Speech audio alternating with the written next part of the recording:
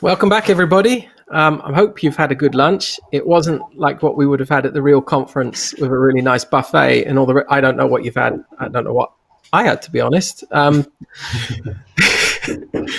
that just the way? So one day becomes the next, and we kind of get used to this strange routine. I went back to pot noodles that I hadn't touched since I was a university student a few weeks back. Not good. In any case, hope you're all back and enjoying the show so far. We've got a lot more lined up this afternoon. Starting off with the first session, we're keeping the Scandinavian theme of the show. We had a little bit of Alpine earlier, but we're back to Scandinavia with a wonderful bit of background scenery there with Sam Poulter. And Sam's from Maersk. And I will quickly read through the bio, if that's okay, Sam, and then we'll explain what you're going to do. So Sam's 16 years in global complex organizations. Sam's been working with brand advocacy. He calls himself a cheerleader and a provocateur, so this should be interesting. Started on the agency side with IBM Ogilvy, and then jumped into the client side of the fence after moving to Denmark from Australia. He spent 10 years with one of Denmark's leading engineering and tech companies, working with brand and a global program of campaigns and initiatives to boost the brand platform. Then in 2018, he joined AP Moller Maersk as head of corporate branding. Motivation to join Maersk was simple: be part of repositioning, strengthening such a long established brand with a strong legacy in line with a new strategic vision. That sounds similar to something I know. In any case, transforming that company from a diversified asset-centric conglomerate to a focused customer-centric leader in global logistics and trade. And Sam, we're really keen to hear your story of the transition of the brand and what you did with that. So please take it away. Thanks very much, mate. Good afternoon, everybody. I hope sound and view is okay. I'm up in very northern Sweden and very happy that Wi-Fi is working as I hoped it would. But I think as you heard in the introduction, so that's really the sort of the theme of my presentation here today is to consider these, legacy brands, companies with storied pasts, great histories. How do they reinvent themselves? Because obviously, if you do have a company like mine over 100 years old, whether it's 40 or 60 or 70, every company that's been able to stay alive and successful in that kind of period of time has been a company that can manage reinvention. And sometimes it's more evolution, sometimes it's more like revolution. And in the case of AP Møller Maersk, in the last few years, we've probably been closer to the revolution than the evolution. And I'll go through some of those transitions. But really, the fact is that companies, they introduce different strategies, they make different decisions, and they decide how they want to organize themselves. That's not a decision made usually by the head of brand or marketing, sometimes, but rarely in these big industrial complex companies like mine. So the role then of the brand manager is to really understand, okay, what is the company trying to achieve? What are the barriers? And how can the brand, whether it's the word accelerate is correct, or I prefer sometimes to think about accentuate a transformation. What is that role that brand can play? And that's what I'll try and answer today, because I think some of the points I put under was, should it be as difficult to reposition an old company like a supertanker, or in our case, a container ship? And how do you disrupt yourself but still hold on to what made you strong for the last 100 years? If you do have questions during the presentation, I think Robert will also be able to shout out to me. I'm flying blind here, so all I can see is my presentation. But if I give you very quickly a look back at our company, the headline there is Nyttig virksomhed, which is a Danish expression and a little bit like Vorsprung durch Technik. It's just too hard to perfectly translate. But it really means it's this sort of essence of the Maersk family, who's been running this company for over 116 years, that really understands that from the very beginning, and this is, they wrote this down back in the 50s around Nyttig virksomhed, means companies need to be there existing for the betterment of society. And it's really interesting now looking at the age of purpose, where every agency and company has been or will be engaged in some kind of purpose exercise. But this has really been written into the foundations of our company from the very beginning. And really, with that sort of essence and that spirit of the family, which is very much an entrepreneurial, pioneering spirit. And you can see on the screen here, this is a sort of list of all the different businesses that since 1904, the company has really been involved in. And it's everything from the oil and energy businesses, which we've now moved away from, shipping businesses, but there's trucking, there's banking, there's been supermarkets, there's been some technology things, data, airlines, you name it. And all through this, you can see that this is very much the sort of fingerprints of a conglomerate brand. And that's really where we've seen that as we move forward, it is also that shift from conglomerate to focused company. But with this, of course, we do have a legacy within the company. And I sort of had been living in Denmark for 10 years before I joined this company. AP Møller Maersk is the biggest company in the country and has a very strong myth around it, reputation, set of stereotypes, not only around the company and what it does, but also, of course, the type of people that work there, around the leading family members as well who've run the company for the last 100 years. And so from my side, from the outside in, it looked like a company that was doing branding very well, and I didn't see any sort of very exciting mission, and so I wasn't that interested to really learn more when there was an opportunity. But actually, after you sort of dug down a little bit and saw this strategic challenge that was coming, it became very much clear to me that this was a really juicy brand challenge that I wanted to get stuck into. But definitely, when you walk in the walls, you get instantly that idea that this is a company that does not just have a history, but where the history means something. People for many years, and there's still, of course, like all companies, lots of people who've been there for decades, as well as lots of people who've been there for 2 years and finding their way in that. But everyone is very proud to be in Maersk and very proud of our history. So that's something we have to be very mindful of. As we move forward, the goal is to be the global integrator of container logistics. So global logistics, global supply chain management, connecting and simplifying for our customers. And this is along all parts of the value chain, along the supply lines and supply chains. And this is really sort of bringing the best of all our leadership positions that we had before and a lot of our different competencies and try to put it under one offering for our customers. So that's really the challenge. And I'll come back to what that means in terms of the types of transformations that need to be part of that and what it means for our brand, of course. And of course, when we see this, these global supply chains that we look at, that's quite impressive.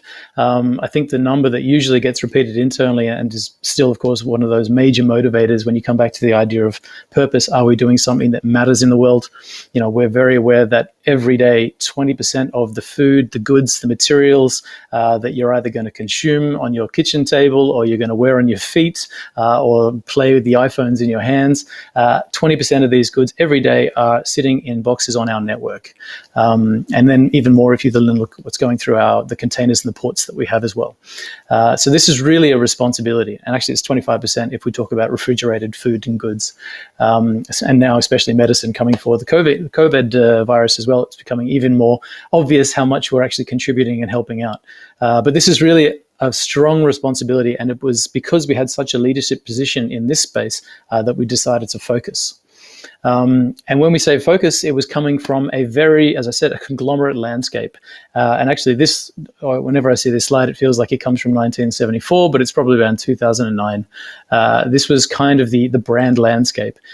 We had used brands probably the way that many other companies talk about business units and divisions. We talked about brands. And so we would just slap a logo and a name on every kind of business initiative that we started. And that went also for internal functions. So I even literally a couple of years ago had discussions with procurement, why they didn't need a procurement logo. And their argument was that they needed to differentiate from legal. And this is just how we've used brands internally. So it's a bit of a culture for it. But obviously when we looked across this, we saw that we need to find a red thread as we move forward with the Maersk brand. And obviously, one of the first things I did when we got back, or when I started, was to look back. And as everyone knows, when you look back and you find the good and the gold, and you find a lot of rust as well. But when we looked at sort of the gold and polished it down to the hub of what we all agreed, and this is including with the family, of course, what is that sort of the hub, like the legacy of this brand that is not only relevant today and strong and true, but we would like to still be strong, relevant, and true 100 years from now again. And that has been that we are recognized through our industry as a company with high values. A lot of company values are internal for us. They actually do have some kind of external differentiation built into them and into our brand. The story of the family, the personalities that have been running this company have definitely bled not only into our brand, but also into the understanding of how this company operates and thinks. Trust, reliable. I mean, this is a strong, stable global leader. This is an area where, yes, we have elements of that. We don't in any way have the trust and the reliability that we need to succeed in our future strategy. That's work that has to continue all the time. But there is an element of trust in this company that we're going to be there tomorrow. Also, from a pure sort of financial stability point of view, that's very important for some people in making decisions. Where do you want your cargo being shipped? Because you don't want your cargo on the back of a ship that goes out of business halfway across the ocean. On the people side, we are definitely recognized as having highly qualified people, experienced experts, and having this entrepreneurial spirit, as I said, a global leader, and this idea of Nudi Viximhill making a positive impact on society is definitely something that is also recognized. People see the role of global trade and our part in that as a leader. So that's all well and good. We have a strong core that we need to protect. And actually, when we talk about protecting it, it's I'll come back to it. We have an interesting situation there as well. But really, when we looked at and I guess I could stay on the positives there, because obviously these are the positives. This is what we want to keep. We also uncovered, especially through hundreds of transcripts with our customers in terms of their experience of doing business with Maersk. We also discovered a lot of pain points, a lot of very common sort of ways of thinking about us that we knew would be a hindrance to our future strategy, whether that had been, from the conglomerate or cold, distant, a little bit machine-like, process-focused, but process-focused internally, not to make processes easier for customers. And that's really been something that we knew, okay, we're going basically from being an heavy infrastructure asset company to being customer service business. I mean, it's night and day. And the experience that we need to create, the brand and the associations that we need in terms of what it's like doing business with Maersk, we knew were radically wrong if we didn't do something pretty urgent. Because that was kind of and I still remember this is one of the first slides that I made for the executive team once I started. It was just a simple slide to say, on the right-hand side, you had a sort of summary of our strategy. We wanted to be the global integrator of container logistics, connect, simplify, and do that through a simple end-to-end offering, seamless engagement for our customers, and a superior network end-to-end. And on all sort of feature parameters here, our reputation, our brand, and the perception, and how we were understood to the experience, especially how it is to work with us. We knew that this didn't fit this. We didn't own this space. And actually our brand, if we want to become this company, we need to bring the brand with it and either use it as a spearhead or at least something that can help people understand the journey and the transformation as we go along. And then I mentioned that we have a little bit of a special situation in our company, and that is because, as I said, we are moving from a conglomerate. But what's happened as we've broken the conglomerate up is that some of those big businesses that we had within the old group have been bought and sold and moved out, but with the brand, of course. So we have Maersk at the top, AP Møller Maersk. And we're sort of in our brand architecture, we designate our company as the brand carrier. But then we have other Maersk branded companies, Maersk Drilling, Maersk Tankers, Maersk Broker, and we have opened up with the family for the possibility in the future that we'll create other companies outside of AP Møller Maersk, which can apply for the Maersk trademarks if they meet the criteria as well. That's a whole different discussion. But it means that we do have a joint responsibility to protect and grow the Maersk brand as the sum of all parts. So we don't have our own self-determination. We can do whatever we want with it. That's not the case. And as the brand carrier, as the big 600-pound gorilla in the group there, we have more than any of the other companies the responsibility to bear that legacy. We are so close to the history of the family, the DNA, and the history throughout. So that's really something that we have to take into consideration as well. But of course, we protect what we had, but then we're all working, and this is just, I think, a slide that we can all relate to. We've all sat in meetings where things like this have been said, and I'm 1000% sure we have all many, many times sat in meetings where someone has drawn rings, concentric circles on a whiteboard and tried to fill it out in the right way. But this is the case. So all of these companies, and ours not the least, need to grow and make sure that the Maersk brand is fit for fight tomorrow, and is going to be a company that wins in a world where agility, innovation, the ability to manage the digital sphere and data, and ultra customer experience, hyper-personalized, hyper-relevance, hyper-value, all of these things are just a given no matter what industry you're in. So how do we make sure that, yes, we've been successful to here, but the world is moving fast in every industry? How do we ensure that this company not only is equipped to survive tomorrow, but to thrive as well? And just a general sort of, this is just a slide that I use and have always used in my mind around where perception is built. So obviously, as it says in the headline, our company, our leadership decided a strategy which requires repositioning our company and differentiating our offering. And that's what the brand building then has to accentuate. And obviously, when we talk about that perception and understanding that the brand has to create, that's always going to fall somewhere between the things that we're doing, the way we do it, and the things that we're saying and the way we say it. So whether that's your comms, branding, marketing, customer experience on one side, or your strategy, your products, your services, your people and processes, and your customer experience as well. Of course, these things, basically people trying to understand how they think about you, how they understand you, how they feel about you, to a point where they actually know how they feel about you and why they prefer you. That always comes from that, what we do, what we say. And then on top of that is the full sort of gamut of every past experience across every touch point. Some of them will, of course, be more important in people's memories, but they build up a picture of who you are and how they feel about you. And then, of course, you have what other people are doing, other companies, competitors, what other people are saying, influencers, people in the media, etc. So this is always the battleground in the way that I think about brand building. And repositioning a brand with a long legacy is just harder than turning a ship. I think usually they talk about a super tank. It takes around 7 nautical miles to turn. And of course, the reason for that is inertia. It's a big thing and it's moving and it takes a long time to stop. And that's the same with brand perception, even more so, I would say, because if you're working with someone who's done business with you for 5, 10, 25 years, the inertia of their expectations and understanding and perception is not to be underestimated. So this isn't an easy fix where if you were doing something yesterday, you can put out a press release and say, well, scrap that. Now we do this. This is how you should understand us. It never works that way. Even in our home market, I think after 5 years of talking with the press and journalists around our new strategy, we'd probably say that they're understanding it now, but I would say only just.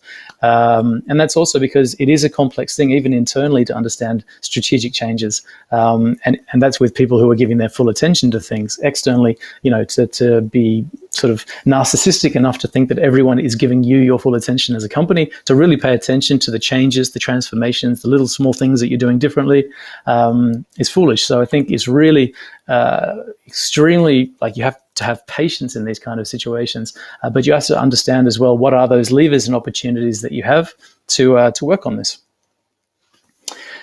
So accentuating our transformation. So this is just a brief sort of overview, I would say, around what is our transformation, because it's one thing to say strategically we want to be this kind of company, but when you think about transformations where brands can actually play a role, or branding, for our company, there's 3 different parameters, I would say. There's the business strategic transformation, so it's transforming from the conglomerate to the focused leader in global logistics. There's a digital transformation, as with all companies, but really from us, that digital transformation is we already were a leader in our field, but how do we actually go from being sort of experimenting with digital, trying different tools, using what's available, to actually bringing digital and technology into the heart of your company and disrupting your own processes. That's a huge transformation. And all of this is for nothing if we don't think about the cultural transformation. The old expression that culture eats strategy for breakfast, it's just true. And we also knew that as we went down into this strategic journey, we knew that the culture that we had, which is again built around this legacy and storied past, an extremely thick culture, I would say, was also going to be a hindrance because we needed to work differently. We needed to connect differently with each other. Collaboration was something we needed more, and we needed more diversity of thought around the table as well. So we knew that culturally we needed to find a new way to work if this strategy was going to be a success. And ultimately, you see these different transitions there, not to go through them all, but obviously also the asset-centric, customer-obsessed, from being a provider of infrastructure to being a partner in logistics, paper trails, data, all of these different things, also monoculture, diverse talent, conservative, modern, whatever you want to say. All of these things are happening in small ways everywhere, and in a couple of places, maybe in a bigger way. In terms of external people, your customers, decision-making influencers, your press, your NGOs, all these other external stakeholders, these are a lot of things to pay attention to and to notice. So that's really where we get a chance to tell that story and to make the transformation more obvious and to bring people on the journey and understand not just what we're trying to do, but what's in it for them as we do that. So how can brand accentuate this transformation? This is sort of my sort of simplified list in terms of what you can really do. Simplify the brand portfolio. Brand portfolio does play a big role in people's ability to understand and digest who you are and how they should feel about you. And definitely we'll come back to that. Humanizing the experience and the expression. I mean, this is not for every company, but for us particularly, this is one of our key challenges, to come from being a sort of process-like machine, distant company, big manager of heavy assets, global infrastructure, to being a customer service business. And we knew that actually looking through hundreds of transcripts of customers talking about doing business with us, the ones that loved us, they name the people that they work with, and the ones that really don't like it and hate that they have to be forced to work with us. They can never get hold of anyone. No one writes back. We're unresponsive. I don't even know who's over there. It's so much down to the human experience. And of course, doing business, that's your permission to play, permission to win. So much comes down to that human experience. And of course, the momentum that you need in these things, if you need a little bit more thrust to get this ship to turn, that's something that we can try and provide. And the new energy, the creativity and the surprise. I have a expression that I heard a few years ago. I've used it all the time, this idea of the brand graveyard, and it really applies to companies that have been around for this 50, 100 years.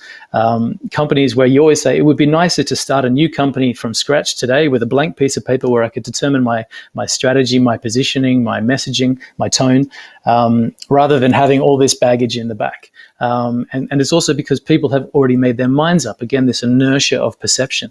So if I've known one of my friends for 20 years, they have to do something pretty radical for me to pay attention and go, geez, I thought I knew Kevin, but apparently I don't.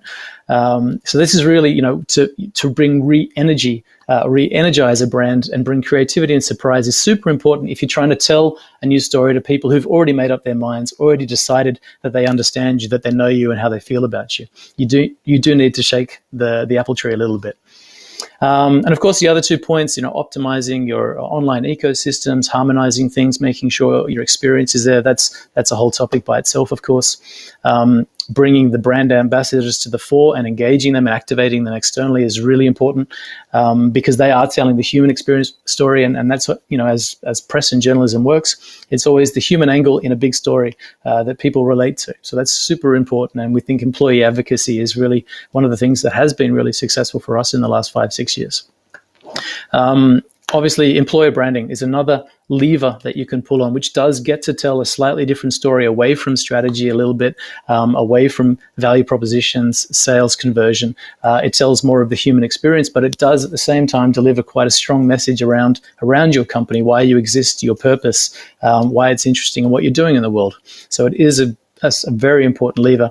And generally, when you talk about top talent that are trying to be recruited by every company, it's a business critical goal to attract and to win the talent war. But at the same time, no one makes a decision to join a company purely based on benefits and employee kickbacks. It's always what does the company do? Who are they? That's their brand. And then, is that a place where I would thrive? That's their employer brand. And of course, the last points, we talked about the societal impact, ESG, purpose, but making sure that you not only turn this into a hygiene factor, but a strength. I think we know that 60 out of our top 100 customers in the last 18 months, 2 years, went from supporting this agenda to making hardcore commitments. So there has been a turning point in the business world where going from good rhetoric and good intentions and nice initiatives to commitments, whether that's on climate or whether that's on diversity, gender, etc. That's definitely taking an acceleration. So we need to be part of that, especially as we're part of the supply chains of other companies, and they expect us to be able to deliver on their promises as well. And of course, underneath that, leveraging your heritage, leveraging your values. So this is really my checklist, and obviously the culmination of being able to do this well, for me, is always that what brand really then brings to a transformation is this idea on the left there. It brings the credibility, the clarity, understanding, trying to tell that story so people understand what you're trying to do. Trust, bringing that with you so that it doesn't feel like you're going out on thin ice. And more importantly, and this is a word that I don't think gets used a lot, but I really think it's important when it comes to brand building and branding initiatives, intention. What can branding, marketing, communication really, really do? It can signify a company's intentions. No one will think that the next campaign we come out with is the be-all and end-all. It's not going to change perception for once and for all. It's not going to kill a business. No one's going to go out of business. But at the same time, what it does is people see through your initiatives and see through your communications. They're very jaded. They've seen 1,000 things. But if they like it, if it sings to them and resonates, they'll respond. But most importantly, they will recognize the intention behind what you're trying to say. And the intention can, in this case, be what kind of company we want to be, what kind of experience we want to provide you, what kind of value we want to give to you, and what kind of changes we want to make in our company. Those are the intentions that are underlying our strategy, where I think branding efforts, communication, marketing play a strong role. Yes. And then just to go through a couple of examples of how we've, along these different bullet points, how we've sort of made some progress at least. So if we look back 2018, and actually we still have a whole lot more logos underneath these as well, but less important for our customers of the global integrated strategy.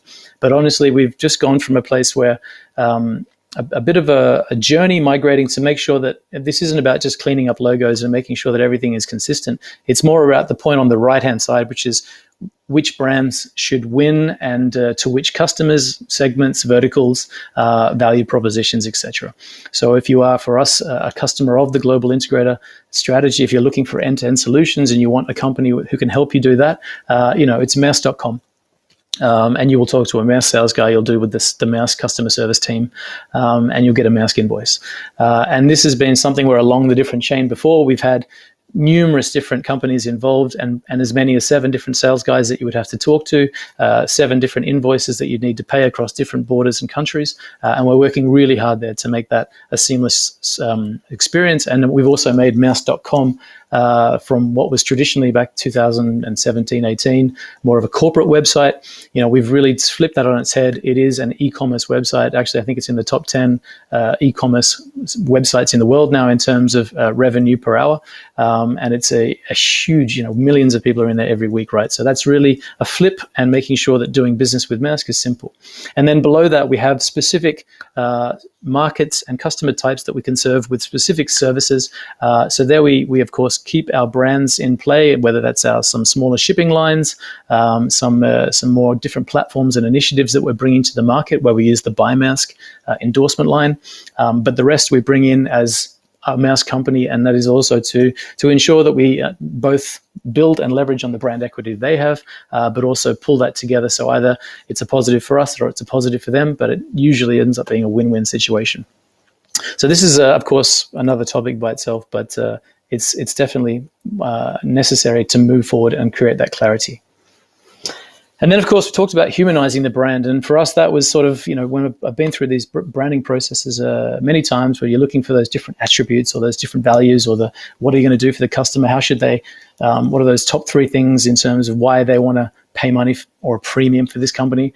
And for us, it was more to flip it around and think a little bit instead of attributes and think around characteristics, human characteristics. So for us, trusted, open, and brave became sort of just the foundation for the work that we needed to do. And that was kind of by understanding, again, looking at the strategic journey, understanding then, okay, the brand that needs to move with that journey. How do we make sure that, what kind of company is going to win in this customer service business, connecting and simplifying? What's the experience that people should have when they do business with that company in the future. And there behind that, of course, there's a lot of lots of sub work behind Trusted, Open, and Brave. But we really, once we understood that this was going to strategically fit for the experience that we needed to create to win, then you do the background work. Then you start going back into the heritage, the legacy, the values, and the culture, and understanding how do these fit and how does that play into the company as well, to make sure that that's not going to cause a rift internally as well. So this was kind of, and of course, once you have that foundation, you build out your brand identity, you build out your tone of voice, all of these different sort of brand identity aspects. We were traditionally, just in love with big metal things, and rightfully so. They're very impressive, and we have millions of fans on Facebook, particularly, who just love looking at massive pictures of ships, cranes, terminals, etc. But we had a very cold, and again, at the end of the day, if we're going to succeed in our strategy, it's not because people don't buy us because of our great ships. They buy us because of what we can do for their business. So we need to flip it around and took around not just the human, but the customer experience as well. So we moved away from a very traditional and bombastic sort of brand identity to something where I would say this is definitely an evolution, not a revolution, because we kept everything that was sort of key to the brand in terms of our well-known colors and didn't really move too much, but a tweak on just a few different items around, whether that's on tone, whether it's on font, getting the color mix the right direction, and of course then making it fit for digital mediums. Small evolution there. Basically, it was very hard. People didn't realize overnight that this was a new presentation. But if you then looked back at the presentation that was just a week earlier, suddenly that look that came out of 1987. So small things like this really make a difference. But alone, they don't do the work. So really what was important for us on this journey is also then, as we went on this strategic journey, to build out this sort of, strong unifying brand story, as we all know. And whether you're thinking about a communications funnel with different stakeholder groups, from the broad company narrative down to the specific products and services, support interactions, every touch point, every message, how does it fit together into something bigger, of course? And that's sort of where we developed our brand platform, which we launched in 2019, All the Way. And for us, sort of this is kind of a way of thinking about it, sort of slightly cleaned up for the external audience, but really All the Way is our story. And we were really looking for something that, of course, represented this global integrator end to end, all the way, but really fit the culture and fit the experience and fit the mindset that we want to go all the way for our customers' businesses as well. So these three simple words actually have really resonated internally. They resonated a little too much. I was worried because everybody loved it. And when everyone loves something, sometimes you get a bit nervous that you're not being very adventurous, but this just was the right fit for us. And then, expanding the story and the narrative around that to the different dimensions that a company needs to tell its story. And so for us, telling the brand story, how do we go all the way for customers? And that really should answer that why they choose Maersk question. What can I do for them? All the way for society. Again, our part of Nudie Vixenhill, that spirit from the family. But really, what is that story? What is the impact that we make for society? Whether that's connecting global supply chains, making the benefits of global trade more accessible to more people in the world, the decarbonizing logistics, all of these big themes as well sit within that level. And then, of course, internally, together all the way for each other. So for customers, for society, and for each other. And here's where you find the values, our employee value proposition as well. What kind of workplace and environment and culture do we want to build up, not just to make sure that we can win and attract great talent tomorrow, but to make sure that the people out here can perform their best every day. So somehow bringing this all together under the same banner, and still having a way to differentiate the stories for different stakeholders as well. This has been sort of the blueprint behind a lot of what we've worked on the last year and a half. Yeah, because as we said, it's a mindset and a promise, not to go into it. And actually, we launched it. As I said, with the super tanker, you need to do something a little bit extreme if you don't want to just keep cruising and slowly turning. So actually, when we launched All the Way, we launched this summer last year with a very different sort of campaign called Maersk, This Is Your Brain, and really taking, not when we talk about All the Way, on one end it's a mindset, on the other it's our business end to end. We decided to launch it 100% into the mindset. This idea that all the way is when you have change, opportunity, going halfway doesn't get you there. And this is really into the legacy of the brand as well, because it's something that resonates in the company. This idea that if it was worth doing, it's worth doing right is just a part of the family heritage that we have and part of the company culture. So all the way, really, it's really appealing to the new joiners, but the people who've been here 30 years, they also say, yeah, that's always been the way that we do things here. And so really pushing this into this mindset of change and challenging that reptilian brain within there. So this all takes part within someone's brain. Again, very quirky, very unexpected, very different, got a lot of response, drew millions and millions of traffic into our website, and really got noticed by the right people as well. So this was something that really put a sort of cannon blast up into the sky. Look, something's happening. Something is changing here. And this sort of just starts to buy us attention that we then have to capitalize on. So since then, and of course, internally, we've really done a lot here to introduce All the Way and get it into the company as well. But whether that's through then with the product launches, actually one of our first product launches that we launched in conjunction with All the Way, as part of All the Way, was around a product which basically a campaign which took the mickey, made fun of ourselves and our industry. And as we had been the biggest player in the industry, it was sort of very unexpected for Maersk to concede that anything we had done wasn't perfect, but just to laugh at some of the extremities of how our industry accepts complexity. And so something like that, together with something extremely provocative like the Brain campaign. And then earlier this year, we introduced a disconnected came, which is almost like Inception, I think would be a good reference, which is also just drawn and been a massive success. And just recently, we've done employer branding as well. And all of these different aspects, are so far away from a way that we would have communicated, or the type of creative that we would have tried just 2 years ago, let alone 5 years ago, 10, 15. But at the same time, they are, I think we have this value in our company called constant care. And that value is sort of do the right thing today to ensure that you can do business tomorrow. Actively think about today while you're preparing for tomorrow. And I see that that's also where branding, marketing, etc. plays a strong role as well, because our relevance in tomorrow's world is really down to, this going back to the protect and grow idea.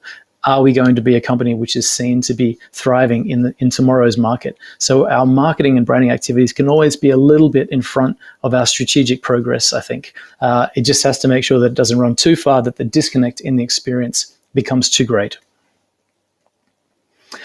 And obviously, big campaigns and big bets are fantastic, but really, we live in a digital age, and that's really where we need to make sure that from a brand perspective, that constant sense of momentum, clarity, utilizing the different stories, whether it's, corporate quarterly reports or whether it's an employee telling their own story on a ship in the middle of a COVID crisis. There's so many ways that we can actively be pulling in the same direction with different levers on a small, very agile daily basis. So of course, for our presence there, we have a very traditional sort of way of splitting up the different channels, but they do effectively work very well, because overarching social media strategy in terms of the messaging platforms are very similar across, but we do it in different ways for different audiences or for different mindsets when they're on the different platforms, of course. Someone who takes it very professionally on LinkedIn still likes to see beautiful images and responds on Instagram.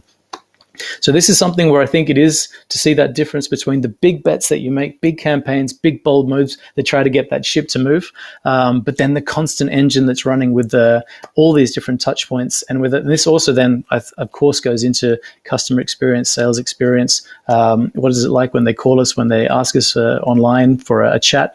Are we representing what we say? Are we being trusted, open, and brave? Are we being agile? Are we helping them like we promised that we will in our communications? So this is really important. And of course, not to forget the bigger picture, because that's still that story why what we do matters, resonates with senior decision makers. It resonates with talent. It resonates internally, and it resonates with customers who are making their own pledges as well. But this is where we have definitely seen a learning in 2020 with COVID. This is, I've previously talked about around what should brands do during Corona. I mean, it's not to do anything new, right? That's basically you built your brand in 2019 and the years prior to last in storms like 2020, and that's what we saw. And that's when you go back to basics: purpose, values, and your impact. And that was for us, it meant leveraging our more heritage, more values communication, really dialing up holding the supply chains moving as we saw toilet paper and medicine off the shelves, giving that sense of calm and responsibility, which is so key to our brand legacy as well, making sure that we bring that into the future. And our heritage communications, I have that sitting under function actually, is still such an important way to find those great stories from tomorrow, which underline proof and trust in tomorrow's innovative activities as well, because usually everything is of evolution if you really look at the timeline in a macro scale. So finding great stories from your past, not only do they make a good point, but we know that they resonate so well. They outperform most of the serious stuff that we have, and they outperform some of the most innovative stuff that we have as well. People really resonate with that idea of legacy and that idea of trust and simplicity that they know. That's also one of the things that in branding is so important. People don't have time to investigate everything. So if I bring that back to the end, and I hope with time I'm doing okay. My phone's gone black. This again, the checklist that I went through in some small way to explain how, again, we should think about brand's ability to accentuate and hopefully accelerate a transformation journey, at least to bring on the journey with you. I've also seen examples of lots of good intentions where lots of transformation happened and no one realized, and people still think you are who you were. So this is still the ultimate challenge, to bring the internal audience with you, bring the external stakeholders, bring the media and the journalists with you. I mean, it requires the actors all across the business, whether that's in HR, in media, in marketing, communication, and definitely working extremely close with top leaders and executive management, of course. But I think, honestly, if you think of it very holistically and just really understand what is the intent of this company, then you can bring that intention across to whatever stakeholder group in whatever scenario you think is going to be important. And hopefully you can at least shave a few nautical miles off the super tanker as you make a turn. And just a very sort of final slide, at least to say that we sort of started tracking our reputation in a more diligent way just prior to launching all the way, and at least it's so far so good from our perspective. And we've seen that we've managed to get the acceleration, and even with a small dip through Corona, hold and continue to grow. So we're incredibly proud about that. I know that for people who've seen the drum media, actually the Maersk brand was brand of the year just a couple of weeks ago as well. So we're very proud. It's been an awesome journey, and there's still so much to do. But there I'll draw a line under the sand, and hopefully get my computer off so I can even see the screen. But I'd be very open for any questions or comments that you would like to. Fantastic, Sam.